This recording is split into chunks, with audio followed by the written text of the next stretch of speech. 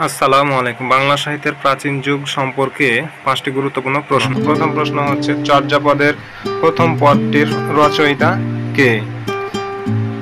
চর্যাপদের প্রথম পদটির রচয়িতা হচ্ছে উত্তর লুই পা। পরবর্তী প্রশ্ন হচ্ছে, হরপ্রসাদ শাস্ত্রীর মতে চর্যার ভাষা ছিল উত্তর আলো আধারী ভাষা। চর্যাপদে কোন ধর্মের তত্ত্বকথা বিধৃত হয়েছে?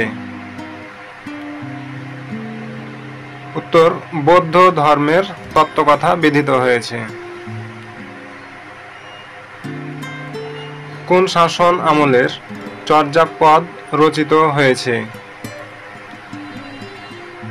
উত্তর হচ্ছে পাল শাসন আমলে চর্যাপদ রচিত হয়েছে।